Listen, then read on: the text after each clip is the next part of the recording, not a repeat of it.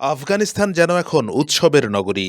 কয়েক বছর আগেও বিদেশি সামরিক আগ্রাসনের মুখে থাকা দেশটি এখন স্বপ্ন দেখছে নিজেদের মতো করে ঘুরে দাঁড়াবার। আর সেই স্বপ্নের বড় এক অনুষঙ্গ ক্রিকেট। বাংলাদেশকে ৮ রানে হারিয়ে ২০২৪ সালে টি-২০ বিশ্বকাপের সেমিফাইনালে জায়গা করে নিয়েছে আফগানরা। আর তাতেই উৎসবে মেতেছে গোটা দেশ।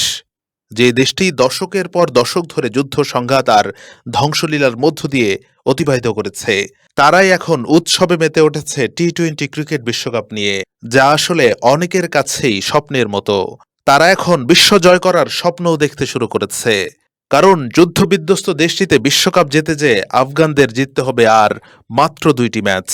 ক্যারিবিয়ান দ্বীপ সেন্ট ভিনসেন্টে এখন আফগানিস্তানের খেলোয়াড়রা ব্যস্ত উৎসবে।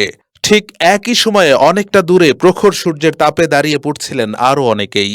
কিন্তু তারা সবাই আনন্দে মেতেছেন একই কারণে।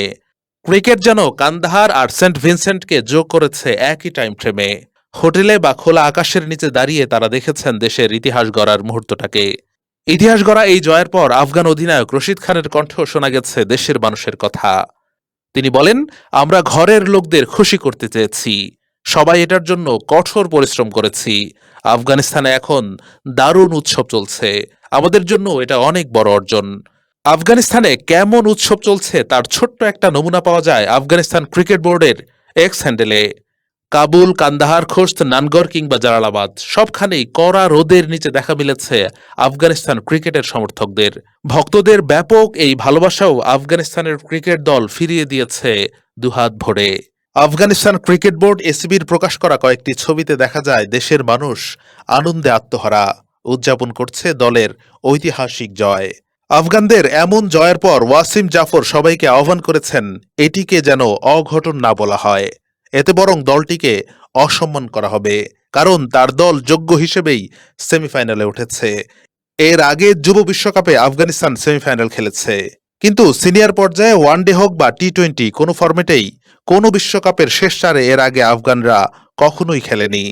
তাও আবার এমন একটা গ্রুপে ছিল তারা যেখানে ভারত, অস্ট্রেলিয়া, বাংলাদেশ তিনটি দলই খাতা কলমে শক্তিশালী।